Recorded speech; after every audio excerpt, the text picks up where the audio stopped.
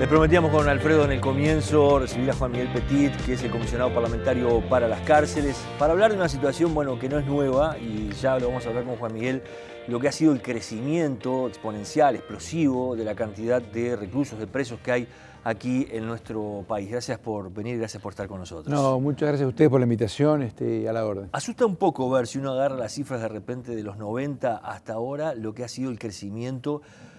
Por allá, por 1995, andábamos en unos 3.500, 4.000 presos. Hoy estamos largos ya por encima de los 10.000. ¿Qué cifras concretas tenés? Y sí, estamos en más de 10.100. Tenemos unos 305 más o menos presos cada 100.000 habitantes, que es una de las cifras más altas de América. Eso es muy grave, es una muy mala señal.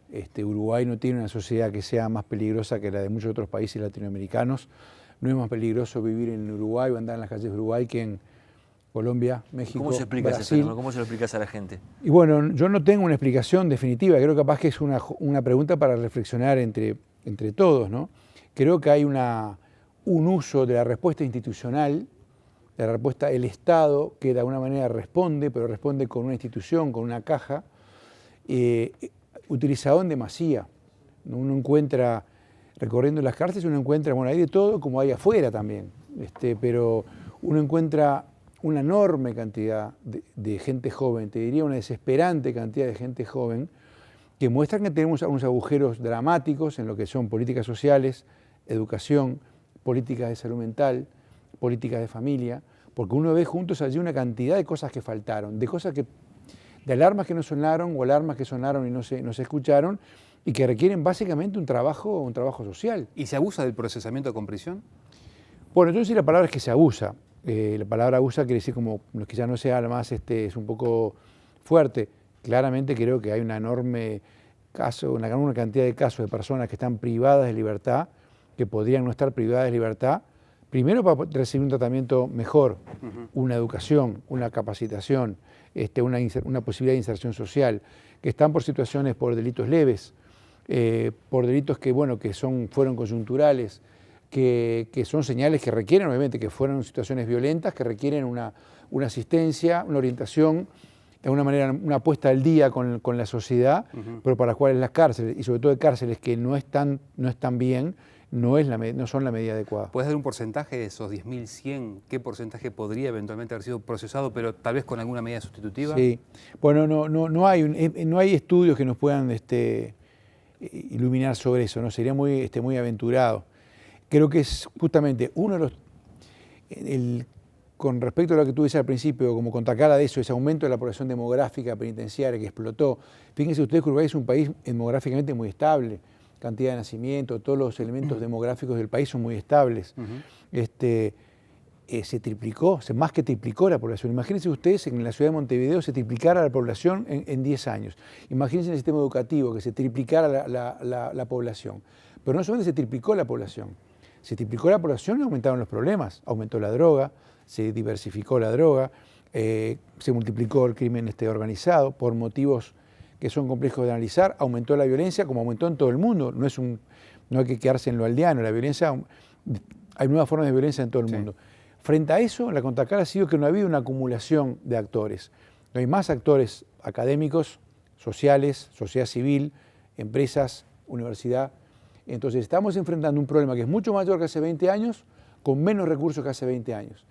Entre esa falta de recursos está lo que tú planteabas, contar con estadísticas, contar con datos, contar con estudios pormenorizados de qué es lo que está pasando, pero no solamente por saber para elaborar políticas, para saber aquellas cosas que vamos a hacer que peguen en el blanco, que peguen en los focos donde es posible lograr cambios. Y hay elementos muy específicos, más allá que esto parece ser un planteo mucho más abarcativo y general, pero, por ejemplo, puntualmente en el CONCAR hay 3 módulos, el 8, el 10 y el 11, donde allí hay unos 1.900 presos que están hacinados. ¿Hay allí esperanzas realmente de rehabilitación en ese marco, con esas circunstancias? Yo te diría que hay esperanzas de cambiar esa situación. Sin números, lo estamos sacando y espero en el año que viene, en marzo, cuando presente el informe anual, poder tener un estimativo más afinado. Pero te diría que groseramente en el sistema hay como 3 áreas. Hay un área de establecimientos que es un tercio, donde se están haciendo cosas muy positivas, donde se está avanzando, donde hay cosas que están caminando, donde hay técnicos, donde hay personal civil, donde el personal de seguridad cumple una tarea correcta, donde hay emprendimientos productivos, etc. Punta de Rieles, por ejemplo. Punta Rieles, por ejemplo, Artigas, por ejemplo, Durazno, Minas, Cerro Largo, Rivera está posicionándose.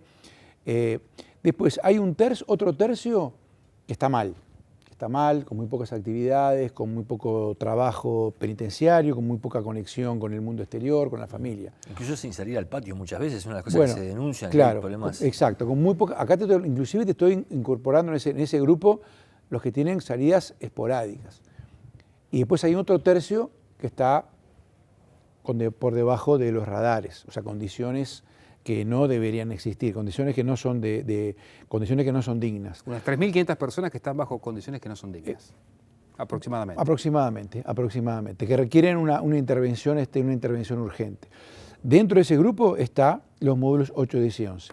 Para decirlo con otros números, si tenemos 10.100 personas privadas de libertad en el país, podemos calcular que aproximadamente 1 cada 3 está en el CONCAR, pero 1 cada 5 está en esos 3 módulos. O sea, no es que solamente hay 3 módulos, bueno, hay una parte que no está mal. No, contanos un poco, Juan Miguel, vos que has estado ahí, cuando hablamos de que están en muy malas condiciones, ¿qué quiere decir? Ejemplos concretos para que la gente vea la situación de esos módulos del CONCAR. Bueno, esas malas condiciones tienen que ver con todos los rubros que nos podamos imaginar de la vida cotidiana de cualquiera. Encierro, falta de actividades, falta de posibilidades, falta de trabajo, mucha gente que de pronto pasa mucho tiempo sin salir a un patio, malas condiciones de higiene, ningún trabajo social, mala convivencia, inseguridad, etc. Esto aumenta las probabilidades de enfrentamiento entre ellos, además. Bueno, a ver, si a nosotros ustedes nos dejan, acá estamos en un diálogo cordial. Si nos cierran las puertas, nos dejan acá, bueno, capaz que bancamos un par de días, una semana. Ahora, si nos dejan acá y nos vienen a buscar dentro de 6 meses a ver cómo estamos, ni yo voy a estar con la corbata, ni tú vas a estar con ese saco. Eso es parte de la condición humana. Ahora, dicho esto, esta condición tan grave, veamos justamente lo que ustedes decían, la palabra esperanza.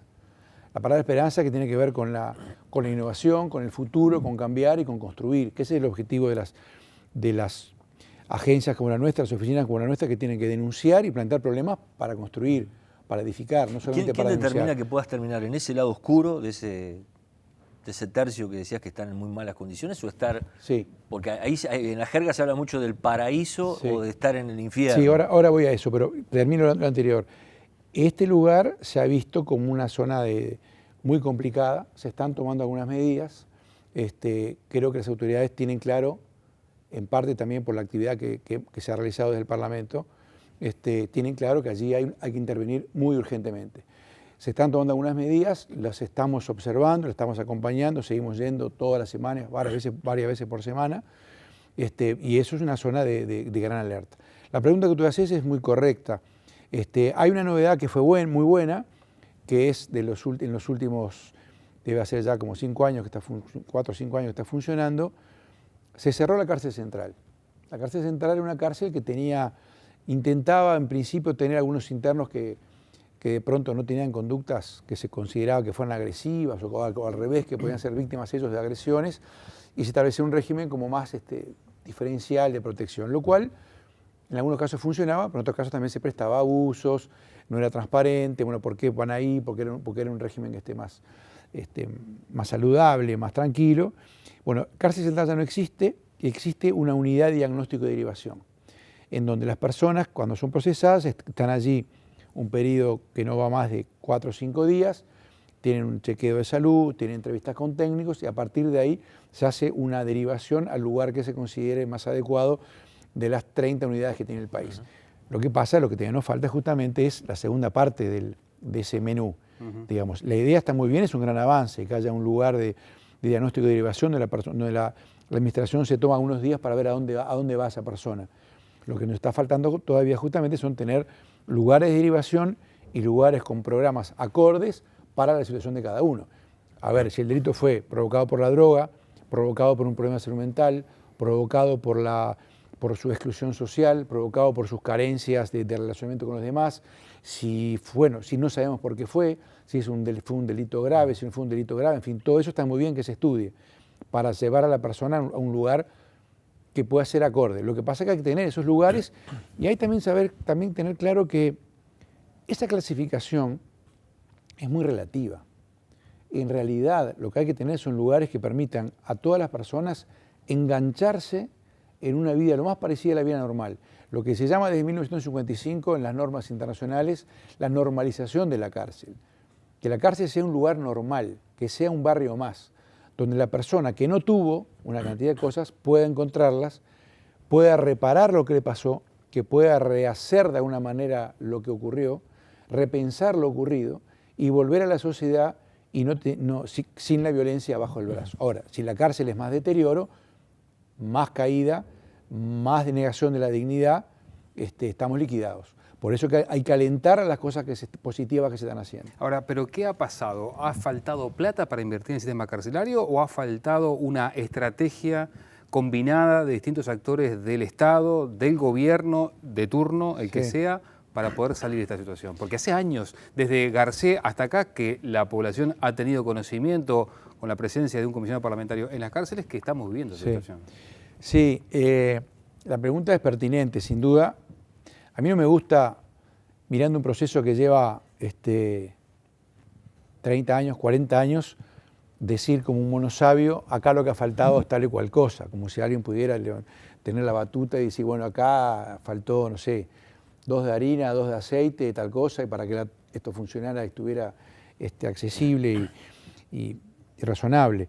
Creo que es una situación muy compleja. A mí se me ocurren algunas cosas, a otros se le pueden ocurrir otras cosas. Creo que hay una cosa que ha faltado que no tiene que ver necesariamente con los recursos.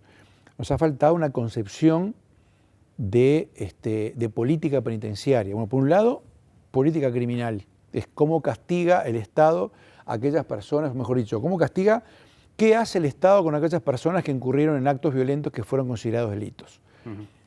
¿Qué hace? ¿Cómo lo procesa? ¿Cómo se hace el proceso? ¿Cómo es derivado? Y luego dónde cumple la pena. Y digo, ¿qué hace en el sentido de no cómo castiga? Porque el objetivo constitucional no es castigar. Es rehabilitar. A ver, a cualquier persona cuando es víctima de un delito, lo que le sale de adentro son ganas de castigar a la persona que le cometió el delito. Pero la Constitución es muy clara. Ya se decía en el siglo XVIII, lo decían los primeros reformadores, la pasión que provoca el delito en las personas, el Estado tiene que dejarla fuera. El Estado tiene que cumplir la función de dignificar y lograr que la persona se inserte y no cometa más actos violentos. Entonces, política criminal por un lado, política penitenciaria, o sea, ¿cuál va a ser el modelo penitenciario? ¿Cómo va a funcionar? ¿Qué talleres va a tener? ¿Qué educadores va a tener? ¿Qué programas de egreso? ¿Qué seguimiento de las personas que salen va a haber? En los países que hacen estas cosas bien, hay departamentos de egreso muy especializados que una vez que la persona recobra la libertad, tiene un lugar de donde ser de referencia, de donde buscar apoyo, de donde buscar trabajo, de donde ser asistido, de donde tener programas contra las drogas, etcétera, contra la violencia familiar, en fin. Política criminal, política penitenciaria y la tercera pata fundamental, el tercer enganche con eso, que es la política social.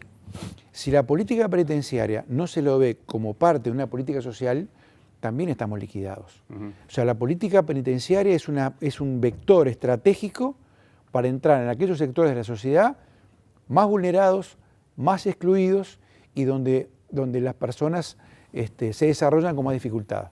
Entonces, educación, que es una de las patas centrales de la política social, la educación, la salud y el empleo son 3 elementos que tienen que estar vinculados a lo penitenciario y que no puede ser solamente competencia del Ministerio del Interior, es competencia del Estado todo. Está bien lo que decís, pero tú decías educación. Hay un dato por allí, tú me dirás si es verdad o no, que en el COMCAR, por ejemplo, queda un solo maestro. ¿Eso es así? A ver, en el CONCAR... ¿Hubo 10 en algún momento que actualmente creo que hay un maestro? Hay que precisar algunas cosas allí, porque el personal educativo viene de 2 fuentes. A veces hay establecimientos que tienen su propio personal, que son funcionarios del Instituto Nacional de Rehabilitación, pero en general el personal docente lo provee el sistema educativo, o primaria, o secundaria, o la UTU. Entonces creo que ese dato habría que afinarlo un poquito. Capaz que hay un solo docente que sea funcionario del INR, pero los docentes que que deben estar los provee secundaria, primaria o secundaria, si son docentes de ¿Qué secundaria. porcentajes hay de presos que estudian? El problema que hay allí, claro, el problema que hay allí es que hay muchísimos más internos que quieren estudiar y trabajar de los que están estudiando y trabajando. Entonces, por las carencias del propio sistema, por las carencias del propio Estado está omiso, porque tiene personas privadas de libertad que están en su celda, que dicen, señores, quiero estudiar y trabajar, o por lo menos estudiar o trabajar, además de tener deporte, tener salud, tener cultura, etc. Y por falta de personal, por problemas logísticos, por problemas de coordinación, esa persona termina a veces cotidianamente, hablo con internos y con personas jóvenes, privadas de libertad, que tienen 22, 23 años, 20 años, y que de pronto llevan 2 años presos y que no tuvieron ningún tipo de actividad de nada. Entonces, esa persona que llegó porque cometió un delito, porque había consumido pasta base, porque tenía determinado relacionamiento violento, encerrado en una caja sin salir, solamente le estamos dando más deterioro. O sea, el Estado está omiso, el Estado está desdignificando a las personas, cuando su objetivo debería ser dignificarlas. Entonces, tenemos una enorme cantidad de materias pendientes. De nuevo, hay cosas que se han ido avanzando, estamos mejor, pero seguimos estando muy mal. Y no hay que pensar que estamos muy mal para descorazonarse, sino para ser realistas y para saber que el Uruguay necesita y tiene, por su historia, tiene que tener un nivel diferente de su sistema penitenciario. La reforma del Código de Procedimiento Penal prevista, que establece, por ejemplo, delitos de penitenciaría o aumento de algunas penas sin excarcelar en algunos delitos para determinados casos, ¿va a agravar la situación? Tú decís la norma, el Código de Proceso. Exacto. O tú decís las normas, unas nuevas normas que están hablando de... Que tienen media sanción ya en el Parlamento. Sí, ahí está, exacto. Bueno, ahí son 2 cuerpos diferentes, ¿no? Las normas procesales, que van a tener que ver con cómo se mueven los mecanismos del juicio, que en general los penalistas y los procesalistas que saben de esto en profundidad señalan que va a cambiar mucho la cultura. El proceso en Uruguay es bastante... Todo el mundo coincide que está muy mal, es muy impresentable el juicio penal en Uruguay. Uruguay ha tenido innumerables recomendaciones de organismos internacionales de derechos humanos diciéndole ese juicio penal que tienen ustedes no les da garantías. Sobre el otro tema, creo que cuesta saberlo todavía. Espero que no redunde en un mayor aumento de la población penitenciaria, porque no es esa la solución. De nuevo, estamos con índices de récord a nivel internacional de la cantidad de presos. Algo estamos haciendo mal, porque no es un mérito tener una gran cantidad de presos. A veces la gente piensa, bueno, o la opinión pública, o capaz que todos, porque de alguna manera a veces el delito, y cuando se ve la noticia genera a veces reacciones en todos, la gente a veces puede pensar, bueno, hay muchos delitos, que haya más presos, haya más gente presa para que haya menos delitos. Y yo los invito a hacer el razonamiento por la inversa. ¿No será que porque tenemos tanta gente presa que sale más deteriorada, no solamente esa persona, sino su familia, el impacto que tiene el mundo carcelario sobre las familias, que las empuja muchas veces a caer en la ilegalidad, es muy grande? Entonces, ¿no será que tenemos justamente muchos delitos porque tenemos muchas cárceles que no están funcionando, muchos mecanismos de integración que no están cumpliendo su tarea? Toda esa cantidad de internos que necesita, que pide, y que hay obligación del Estado de darle educación, trabajo y salud, y que no lo estamos haciendo, cuando vuelve a la calle, ¿qué esperamos?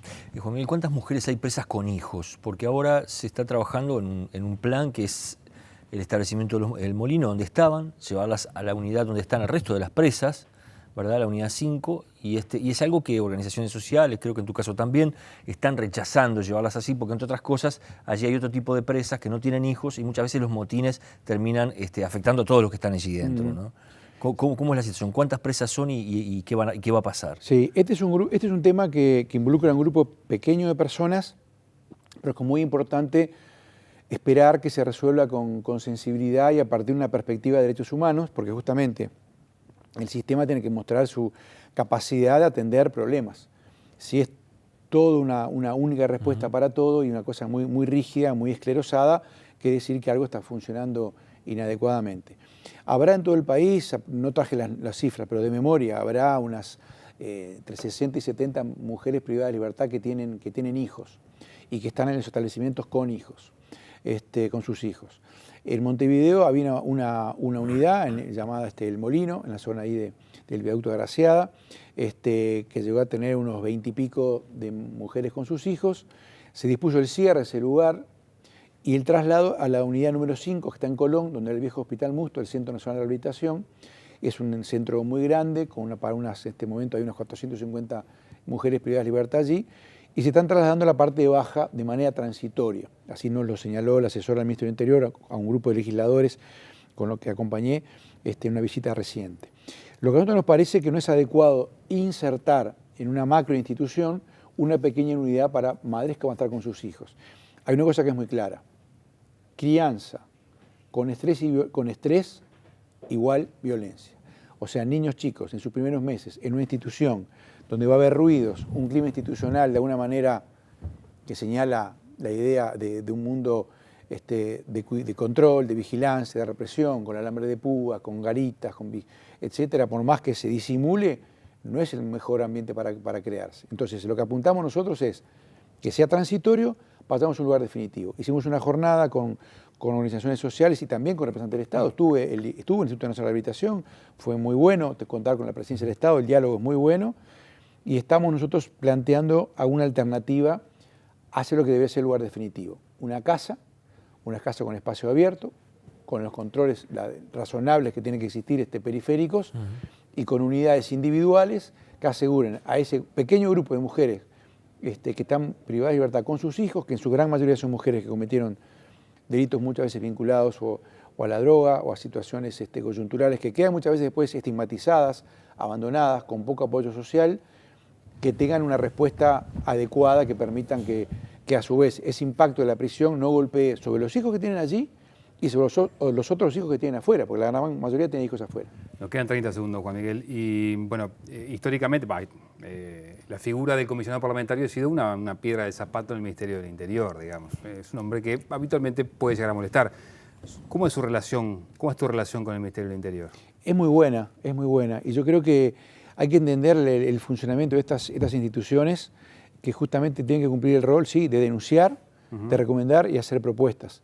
Yo tengo muy buen diálogo, en particular con el Instituto Nacional de Rehabilitación. Su director, el señor Caraballo, cumple una tarea, creo que con muy buena voluntad. Tenemos un diálogo permanente, con discrepancias a veces, con perspectivas distintas, con roles institucionales distintos, pero desde ese punto de vista, la oficina nuestra recorre los establecimientos permanentemente. Estamos haciendo más de 100 visitas por mes, recorremos todo, sin ningún tipo de cortapisas, y realizamos pedido de información, recomendaciones, a veces llegan al Instituto de Rehabilitación, a veces van al propio Ministerio del Interior o a la Dirección General, y bueno, cada uno de su rol. Yo creo que el objetivo de todas las instituciones debe ser el mismo. A veces sí, a veces no hay que tenerle temor a la palabra denuncia, a la palabra acción judicial. Es importante que todos los actores jueguen su rol. Los jueces, que también están obligados a visitar las cárceles y a hacer recomendaciones, los fiscales, el Parlamento, el Poder Ejecutivo, los legisladores, la sociedad civil, las empresas, los sindicatos. Creo que cada uno puede aportar y, en definitiva, a tu pregunta, las relaciones son buenas y creo que el objetivo es común, los derechos humanos y la Constitución. Bien. Gracias por haber venido, Juan Miguel, gracias por habernos acompañado. No, muchas gracias a ustedes. Muy bien, hacemos la pausa y volvemos enseguida con más Contrapunto, ¿no?